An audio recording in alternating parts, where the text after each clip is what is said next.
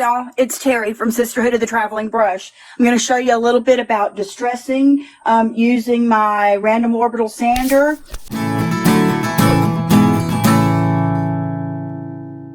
have an old cabinet door here that we cut into thirds, and it's got 4 panels on it so that I could do this video. And I'm going to just crazy mixed matched put all, random colors on here. This is Dixie Belle Pure Ocean, and there's no rhyme nor reason to how I'm going to put it on here, but this we're going to show sanding and how to get through to more coats of paint with sand distressing. I love this color, so I'm going to put plenty of this on there. I don't need it to be too thick, so go back and be reasonable with the amount that I'm putting on. It doesn't matter if it's all going in horizontal or vertical or anything like that. You can go in any direction that you want. And it doesn't matter if some of this blends underneath or anything like that. This is Peony, which is a beautiful pink color.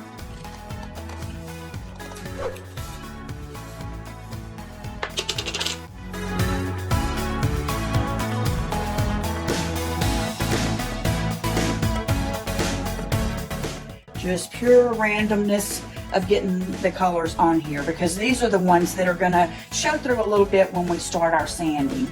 We want it to be pretty random. This is another gorgeous color, and all these bright colors look so bright and happy together. So I'm thrilled to be using the peony on this part. How about we go with amethyst, and then we'll use the daisy as our top coat. After this dries, we'll put the daisy on, and it'll be the outer color that we sand through. So now I'm just going to try to get most of the areas. We're not going to sand all of this perfectly through, so it doesn't have to be covered perfectly. And like I said, you can blend them and come up with, secondary colors. All of that is just, this part's just for having fun. Just have a good time randomly putting stuff wherever you want to.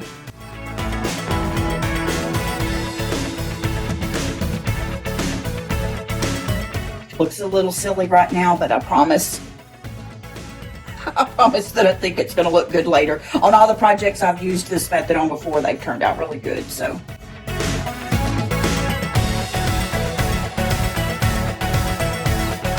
we're going to let this dry, and we'll come back and put a coat of daisy on over it. Okay, our multicolored board has dried, and we are now going to put on our Dixie Belle Daisy, which is a bright yellow. I'm going to want this to be a pretty good coverage on this. So what I'm actually going to do, and these brushes are very wet because I'm washing them in between coats of everything we've got going on here. I don't want to put on a heavy coat of yellow paint. I'm going to put on more than one coat. So we're going to put on this coat real quick, let it dry, maybe a half hour or so, and then put another coat on over it so that we have good yellow coverage. So if you were to just look at this board and not know that we had all this crazy fun underneath, all you're going to see is the yellow. If you were doing this to a dresser or a coffee table or something like that, you want whatever your top coat is going to be to have good coverage.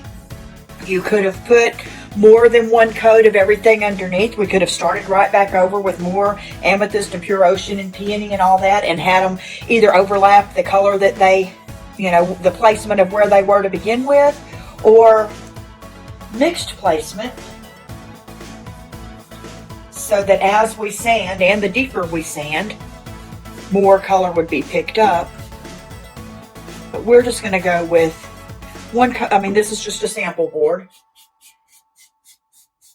And if you have a painting business, it's always a good idea to have sample boards, especially in your most popular finishes, because that way, when you show it to your customers or your clients, they have a little more idea and understanding of what you're talking about, and you're both on the same page. It's not something where you're going to do it later. You think they know what you're talking about with distressing with multiple colors coming through.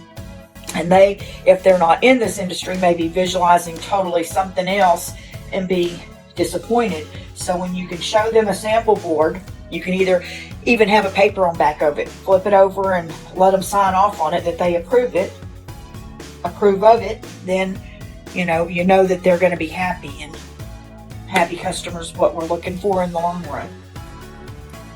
Okay, so we're going to let this dry. I'm going to put another coat on here in about a half hour, and then we're going to sand. Hey, I'm going to go on the other side. On this board, I painted just crazy all over the place, just no sense to it at all, a coat of peony by Dixie Belle. And not a whole coat of, but just a splotch here and a splotch there, and wherever I wanted to. You know I love purple. Amethyst. And I put a little bit of Pure Ocean on there because, by golly, it's cute. And then I put 2 coats of Daisy Yellow on top. So the purpose is to get a boho look out of this by exposing all of the colors. This random Orbital sander is Hoss. I mean, this baby here, you can find this in my Amazon store, but this is my husband's tool. I ain't gonna lie, this is his. He gets the better one than me.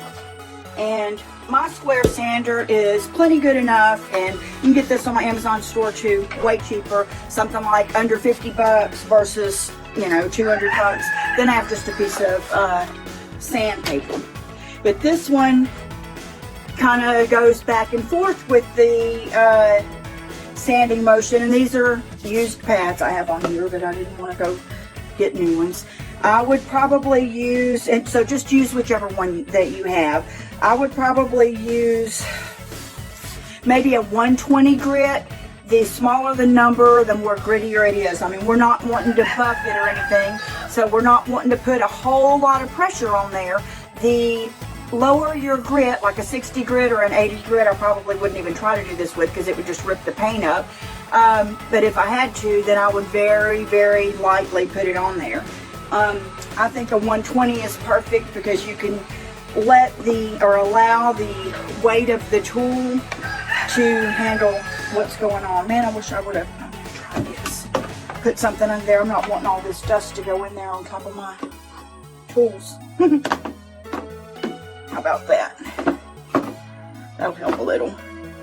This was an old cabinet door that I cut into thirds for doing several of these distressing projects. So it does have a rough edge, and I'm going to hopefully use that to my advantage. Most of these sanders, these handheld sanders, have a little button right here in front. That's going to turn it on. I like it to be kind of touching first. And wear some kind of eye protection because this could blow sand up in your eyes and you don't want to regret that later. If you were smart, and especially if you're in an enclosed area, wear a face mask. This one has a little sander attachment on back that's going to absorb most of that. This one could have, but doesn't. So just know that you don't want to be breathing up a whole bunch of particles either. Not that any of this is toxic, but who wants a bunch of particles in your lungs, right? So here we go.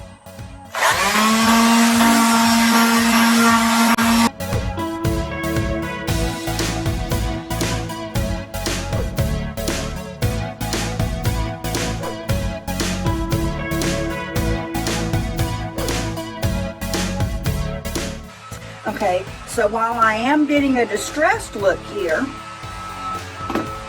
I'm not getting the boho look I was going for. So we're going to put that up and get out the big mammy jammy, but try to be more gentle with it.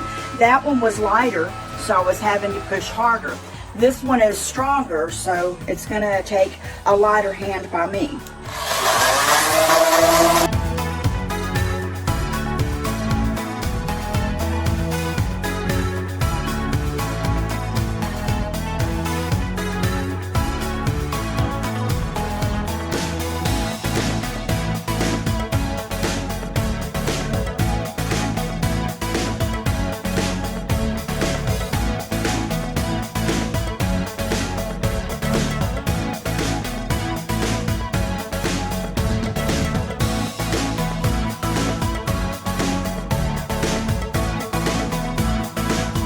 Obviously, we can stay all day taking off more and adding more on there.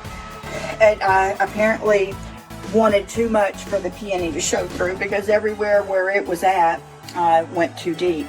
but that still does leave a good bit of all of the colors showing through to get a boho look. So if it was important to you to not go through to the board, I wanted to go through to the board because I think that looks pretty boho. And to have more of the colors showing, put 2 coats of the colors underneath and maybe go up to a 200 grit sandpaper and just take longer and go easier at it. But that's how I get a Boho Distressed look using the sander with Dixie Belle paint. If you have any questions or I can help you with anything, just let me know. And if you're interested in some Dixie Belle products or paint, I would love it if you would buy it from my website, sisterhoodofthetravelingbrush.com. Please subscribe and check out my other videos. Thanks. Bye.